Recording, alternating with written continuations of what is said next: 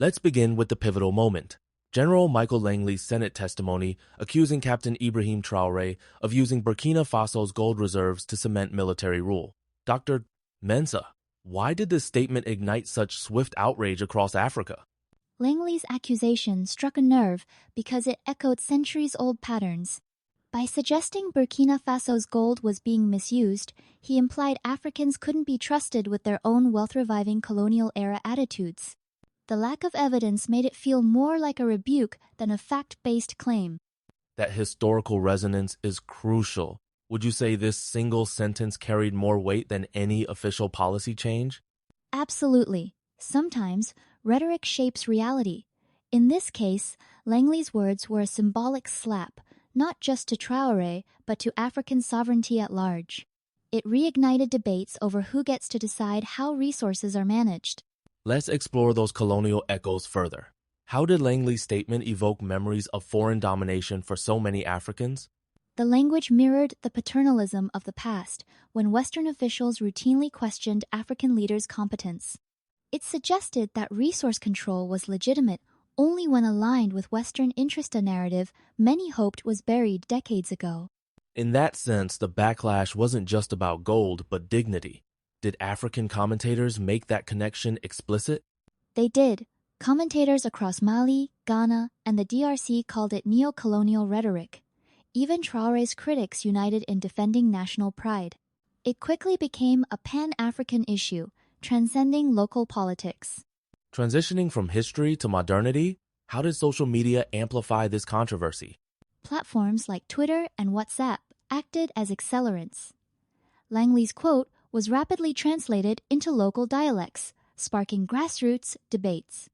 Hashtags demanding respect for African sovereignty trended across the continent, making the issue impossible to ignore.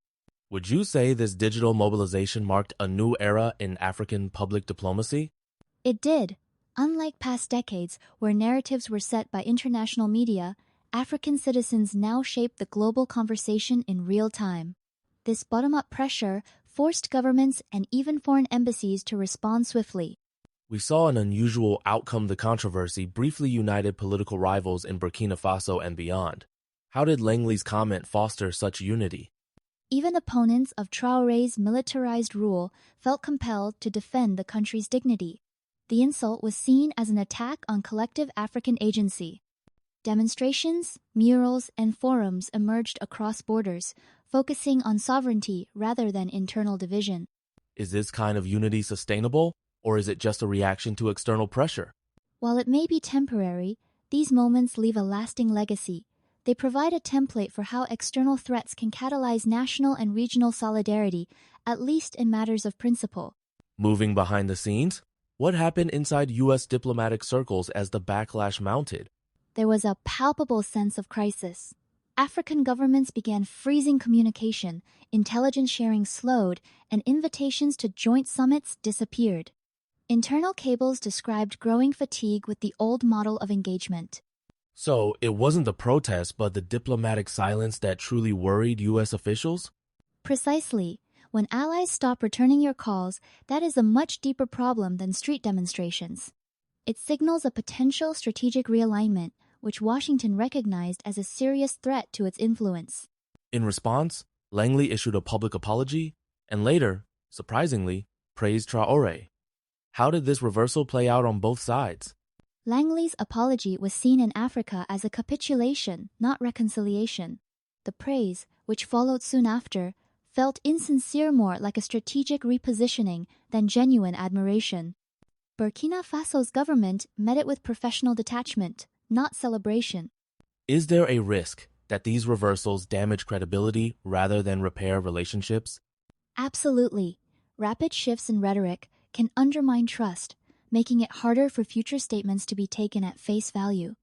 Sincerity is judged not just by words, but by the consistency and context of those words. Let's broaden the lens. As Western influence wanes, who is stepping in to fill the void in Africa? Russia and China are leading the charge. Russia via military support, China through infrastructure and trade. But others like Turkey, Iran, India, and Brazil are forging their own paths, offering partnerships without political strings attached. Even smaller states like Indonesia are joining the fray. Are these new relationships sustainable, or do they risk replicating old dependencies under new names? That's a valid concern. While the terms are different, fewer lectures, more respect African leaders will need to ensure these new partnerships don't simply replace one form of dependency with another. The balance of agency is still being negotiated. Returning to Burkina Faso, how has Traoré leveraged this moment to reposition his country's role in the global narrative? By standing firm and refusing to capitulate, Traoré became a symbol of post-colonial assertion. His government doubled down on nationalizing gold and energy, coordinated with non-Western allies, and largely ignored Western criticism, demonstrating that African states can set their own policy terms.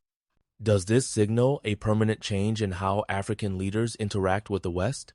It certainly sets a precedent. Other leaders in Mali, Guinea, and Niger observed the sequence. First comes accusation, then backlash, and if they stand firm, eventual respect. It's a new diplomatic playbook. Now, let's discuss Africa's internal transformation. How are countries like Burkina Faso experimenting with new governance and development models? We're seeing moves toward regional currency alternatives, local infrastructure projects, and the expansion of state-led industries. There's also a cultural revival summit celebrating Pan-African unity and a conscious shift away from Western-imposed templates. Are these experiments succeeding, or do they present risks of instability?